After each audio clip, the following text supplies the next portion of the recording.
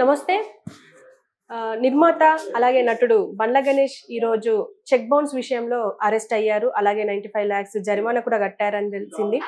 So ఇది ఎట్లా జరిగింది, ఎందుకు జరిగింది అనేది మనకు వివరించడానికి సీనియర్ జర్నలిస్ట్ జగదేవ్ గారు ఉన్నారు. ఆయన అడిగి తెలుసుకుందాం. నమస్తే సార్. నమస్తే సార్, ఇప్పుడు బండ్ల గణేష్ ఎప్పుడు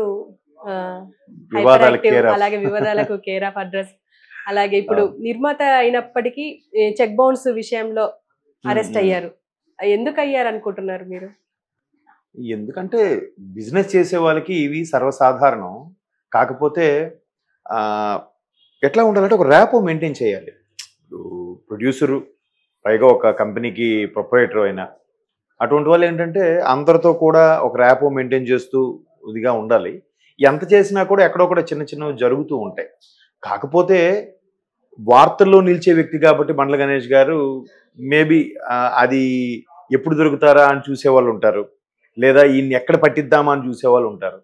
ఈ మధ్యకాలంలో ఆయన ఈ మధ్య కాదు 2019 ఎలక్షన్స్ 2018 తెలంగాణ ఎన్నికలు చూస్తే కాంగ్రెస్లో చేరారు. కాంగ్రెస్ గురించి బాగా మాట్లాడారు. ప్రతి న్యూస్ ఛానల్కి వెళ్ళి కూడా డిస్కస్ చేశారు.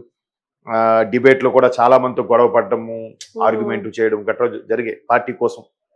అప్పుడు ఏమన్నారంటే ఒక సరదాగా ఈసారి స్టేట్లో కాంగ్రెస్ రాకపోతే 7 o'clock బ్లేడ్తో అన్నట్టుగా ఏదో స్టేట్మెంట్ ఇచ్చారు. దాన్ని తర్వాత నెట్జెన్స్ సోషల్ మీడియా బాగా గేలి చేశారు. ఎంత గేలి చేశారంటే ఇంకా ఆఖరికి మొన్న ఒక సినిమా కూడా వచ్చింది మహేష్ బాబు గారిది, సరిలేరు నీకెవరు. అందులో కూడా వాడు అరే యాకోబు అనగానే బ్లేడ్ నోట్లో తీస్తాడు. అది లోపల పెట్టారా, అది చాలా బ్యాడ్ అయిపోయింది దాంతో అంటే సరదాగా సెటైర్ వేసుకున్నారు. సో కొన్నిసార్లు ఏంటంటే ఆవేశంలో పక్కాగా వస్తుంది గవర్నమెంట్ అన్నట్టు ఎవరికి వాళ్ళకి నమ్మకం ఉండాలి కదా ఫస్ట్. మన రేవంత్ రెడ్డి గారు కూడా అదే చెప్పారు, ఖచ్చితంగా ఈసారి గవర్నమెంట్ వస్తుందని. వచ్చింది. రాకపోతే ఆయన్ని కూడా అట్లాగే గేలు చేసేవారేమో. సో అట్లా ప్రతిదీ కూడా అంతకుముందు పవన్ కళ్యాణ్ గారి గురించి వ్యాఖ్యలు చేసినప్పుడు కూడా రోజా గారితో లైవ్లో ఇద్దరు ఆర్గ్యూ చేసుకోవడము ఇలా చాలా చూసాం.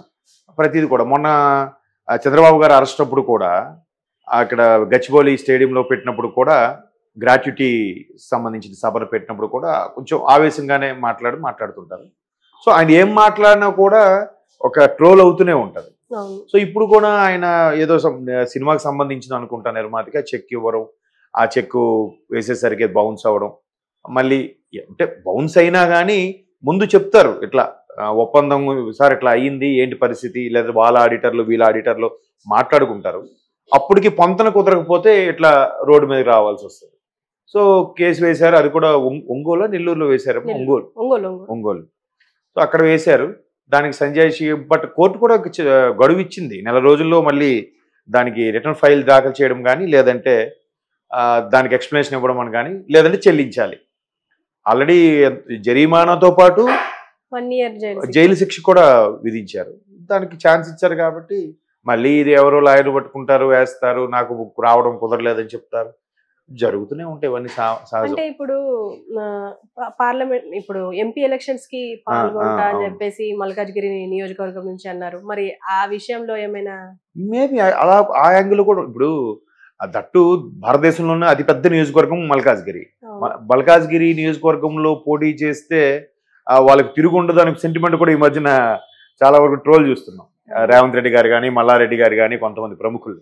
సో అట్లాగే అందుకు ఆ స్థానం కోసం ట్రై చేస్తున్నట్టుగా ఆల్రెడీ ఆయనతో సొంతంగా ఆయన ట్విట్టర్లోనే పోస్ట్ చేసుకోవడం జరిగింది. ఇట్లా పోటీ చేయాలనుకుంటున్నాను, దట్టు మల్కాజ్గిరి, కాంగ్రెస్ అనుమతి కోసం ఎదురు చూస్తున్నాను అన్నట్టు కూడా పెట్టారు.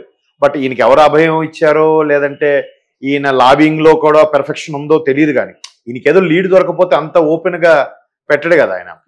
సో అట్లా అయినప్పుడు ఆయన్ని ఢీకొట్టలేక, ఆయన్ని ఎదుర్కొనలేక కొంతమంది ప్రత్యర్థులు సరే ఛాన్స్ దొరికింది కదా, నువ్వు కేసీఆర్ అని వెనక నేను ఉంటా అని చెప్పేవాళ్ళు కూడా ఉంటారు.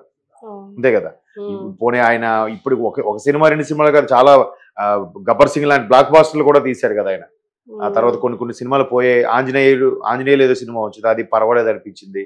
తర్వాత తీన్మార్ లాంటి సినిమాలు పోయినా కానీ గబ్బర్ సింగ్తో మంచి స్టార్ ప్రొడ్యూసర్ లాగా అవతరించారు కాబట్టి ప్రాబ్లం లేదు. అటు సినిమాలు అన్నాక చాలా జరుగుతుంటాయండి. పైగా అక్కడ ఫైనాన్స్ కూడా చాలా 10 రూపాయలు వడ్డీ అని విన్నాను నేను. ఎంతవరకు వాస్తవం తెలియదు కానీ బట్ బయట కూడా ఇప్పుడు ఎలా నడుస్తుంది, ఆఫీసుల్లో సరదాగా చేబదులు తీసుకునే వాళ్ళు, లేదా చిట్ కంపెనీల్లో కొంతమంది చూసారా, కూరగాయలు వాళ్ళు అమ్ముకునే వాళ్ళ దగ్గరికి ఒక ఆయన వస్తాడు స్టైల్గా వచ్చి బుక్ అమౌంట్ చిన్న బుక్ పట్టుకొని వెళ్తాడు. వాళ్ళే వెంటనే వాళ్ళ ఆకర్లోంచి అమౌంట్ తీసిస్తారు, వాడు రాసుకుంటాడు, బుక్ ఇచ్చేస్తాడు. అట్లాంటి ఫైనాన్స్ ఎలా ఉంటాయంటే చాలా రూపాయికి మినిమం 5 రూపాయలని ఉంటుంది ఫైనాన్స్. 3 రూపాయలు మినిమం. ఒకప్పుడు ధర్మ వడ్డీ అంటే రూపాయి అనేవారు, ఇప్పుడు అది 3 రూపాయలు మినిమం ధర్మ వడ్డీ అయిపోయిందండి. ఇప్పుడు 3 రూపాయల ధర్మ వడ్డీ అంటే ఇంకా 5-10 లెక్కే ఉంది. అవసరం అక్కడ ఎదుటివాడు అవసరం, వీడికి బిజినెస్. సో సినిమాల్లో కూడా చాలా ఎక్కువగా నిర్మాతలు నష్టపోయేది అని మనం వింటుంటాం కదా. ఆ వార్తల్లో కూడా కొంత వాస్తవం ఏంటంటే ఫైనాన్సే, అంటే అసలు కన్నా వడ్డీ ఎక్కువ అయిపోతుంటుంది. అవి అందుకే షూటింగ్ డిలే అయినా పోస్ట్ పోన్ అయినా ప్రొడ్యూసర్ నష్టపోతాడు అనుకోవడానికి కారణాలు ఇవే. ఆ ఇంట్రెస్ట్ కట్టలేక ₹1,00,00,000 తీసుకొస్తే 10 లక్షలు వాడికే కట్టేయాలి. దారుణం. 10% 10 రూపాయలు అంటే. సో అలాగా ప్రొడ్యూసర్ అన్నాక అవి ఇవి సెట్టింగ్ చేస్తుంటారు. మేబీ ఎక్కడో బెడ్స్ కొట్టిందని ఇలాగొచ్చిందో, లేదా మీరు అన్నట్టు రాజకీయ చదరంగంలో ఈడెప్పుడు దొరుకుతాడా అని చూసే వాళ్ళు కూడా ఉంటారు కదా. వాటన్నిటికీ సిద్ధపడే ఆయన వెళ్తాడు. పైగా ఆయన కొంచెం టఫ్ పర్సనే, ఎదుర్కొనే మనిషేలేండి, ఏం తగ్గడు. ఒకవేళ రేపొద్దున దీని గురించి ఆయనకి ప్రస్తావించినా కూడా అయింది, ఆ టైంకి మాకు బ్యాంక్ బ్యాలెన్స్ లేదు, అవుతుంటే సహజం అని కూడా చెప్తారు. అలా ఇప్పుడు నీరవ్ మోదీ, ఆయన పేరేంటి, మన కింగ్ ఫిషర్ మాజీ చైర్మన్ విజయ్ మాల్యా, ఇటువంటి ప్రముఖులు వేల కోట్లలో కదా నామం పెట్టేసి వెళ్ళిపోయారుగా. వాళ్ళ ఆస్తులు ఉంటే లక్కీగా కొన్ని జప్తు చేశారు, వేలంపాట వేశారు, అయ్యాయి. ఇంకొంతమంది నీరవ్ మోదీ లాంటి వాళ్ళకి ఏమీ లేదు. అటువంటి వాళ్ళు కూడా కేంద్ర ప్రభుత్వం కొంతమంది రుణమాఫీ చేసిందనే విషయం కూడా బీజేపీ మీద కొంత మైనస్ ఉంది. అది వేరే సబ్జెక్ట్ అనుకోండి. సో అంత స్థాయిలో ఉన్నప్పుడు ఈ చిన్న చితక లక్షల్లో వ్యవహారం అనేది ఈ స్థాయి ప్రొడ్యూసర్లకి, ఈ స్థాయి బండ్ల గణేష్ గారు లాంటి వ్యాపారస్తులకి అది చాలా చిన్న అమౌంట్. ఎందుకంటే ఆయనకి పౌల్ట్రీస్ బిజినెస్ ఉంది, ఎప్పటి నుంచో ఉంది. అండ్ మోరోవర్ రియల్ ఎస్టేట్ కూడా ఉందంటారు. గతంలో అయితే ఒక మాజీ మంత్రికి ఈయన బినామీ అన్నట్టు కూడా కొన్ని వార్తలు వచ్చాయి. బట్ ఆయన అది ఖండించారనుకో. ఆయన నేను ఎందుకు బినామీ ఉంటానన్నా, నేనే మొదటి నుంచి ఇట్లాంటి నాకు ఆస్తులు పాస్తులు ఉన్నాయి ఇక్కడే, బట్ ప్రాపర్ అక్కడ గుంటూరు దగ్గర ఏదో ఉండి వచ్చేసాం అన్నట్టు కూడా చెప్పారు. మీరు అన్నట్టు రాజకీయ దృక్కోణంలో ఆలోచిస్తే ఇరికించడానికి ఎట్లాంటి కేసులు ఏమైనా రన్ అయినప్పుడు నామినేషన్ వేయడానికి కూడా ఇబ్బందిగా ఉంటుంది కదా. బట్ ఏముందండి, 10 ఛార్జ్ షీట్లు ఉండి 10 ఏళ్ళుగా బెయిల్ మీద ఉన్నోళ్ళే పోటీ చేసి గెలుస్తూ పరిపాలిస్తున్నారు. ఇట్లాంటి చిన్న చిన్న కేసులు వేయిస్తే ఆయన ఎందుకు తగ్గుతాడు, ఎందుకు లొంగుతాడు? ఇది అసలు నా దృష్టిలో బండ్ల గణేష్ లాంటి వ్యక్తికి అసలు బెదిరింపే కాదు ఇది. ఏముంది, అవి ఎట్లాగో కోర్టు పర్మిషన్ ఇచ్చింది 30 రోజుల్లో రివర్ట్ ఇవ్వాలని. ఈలోగా మళ్ళీ ఆయన లాయర్ని పెట్టుకుని ఏదో చేస్తారు. ఆయన ఎల్లక్కర్లే, ఎక్కడి నుంచి నడిపించేలా కూడా చేయొచ్చు. ఆ స్థాయి వ్యక్తులకి అంటే ఒక స్థాయికి వచ్చేవరకే సమస్యలాగా ఉంటుంది. అట్లే ఒక బెంచ్ మార్క్ దాటిన తర్వాత వాళ్ళ లైఫ్ స్టైల్, వాళ్ళ పరిచయాలు ఇంకా అట్లాగే వెళ్తుంటాయి. దట్టు బిజినెస్ మ్యాన్లు ఎస్పెషల్లీ ఎటువంటి బిజినెస్ అయినా అందరూ కూడా రాజకీయాల్లోకి ఎందుకు రావాలనుకుంటారంటే ఒక రకమైన గౌరవం, ప్రోటోకాల్ కోసం. ఇప్పుడు బిజినెస్ మ్యాన్ ఉన్నాడు, ఆ టర్న్ ఓవర్ నెలకే 100 కోట్లు, అంటే సంవత్సరానికి దగ్గర 1000 కోట్లు టర్న్ ఓవర్ ఉన్న కంపెనీ ఉంది. ఆయన తిరుపతి వెళ్ళాడు అనుకోండి, పలానా కంపెనీ చైర్మన్ వచ్చాడు రండి అని గర్భగుడిలోకి తీసుకెళ్తారా? తీసుకెళ్తారు. మళ్ళీ ఈయన ఎంపీదో ఎమ్మెల్యే లెటర్ తీసుకోవాలి. అదే ప్రజాప్రతినిధి అయితే ఆయన డైరెక్ట్గా వెళ్తే ఆయనకు ప్రోటోకాల్, ఆయన కోసం జనాలందరూ ఆపి దర్శనం చేపిస్తారు కదా. అలాంటి విషయాల్లో బిజినెస్ మ్యాన్లు ఎంతున్నా, అరే మేము పార్టీ ఫండ్ ఇస్తే వాళ్ళు గెలుస్తున్నారు, మేము ఇస్తే చూస్తున్నాం, అలాంటిది వాళ్ళకి అంత వెయిటేజ్ ఉంది, నా ఆస్తిలో సగం కూడా ఉండదు ఆ ఎంపీకి, ఆయనకి అంత ఉంది, నాకు లేదే, సరే నేను ప్రజాప్రతినిధి అయితే నాకు గౌరవం దక్కుతుంది అనే ఫీల్ ఉంటుంది చాలామందికి.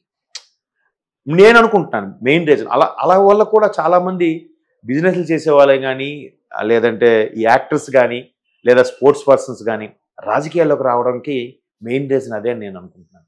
ఆ హోదా కోసం, ఆ పరపతి కోసం, ఆ పర్టికులర్ సెటన్ దాన్ని ఏమంటారు ప్రోటోకాల్ మెయింటైన్ చేస్తారని కూడా అవ్వచ్చు. అట్లా ట్రై చేసినప్పుడు ఇలాంటివి వస్తాయని ముందే గ్రహిస్తారు. ఎన్ని వచ్చినా ఇంకా బుర్ర జల్లుతారు, విమర్శిస్తారు, అలాంటోడు ఇలాంటోడు, వాటి అన్నిటికీ సిద్ధపడాలి.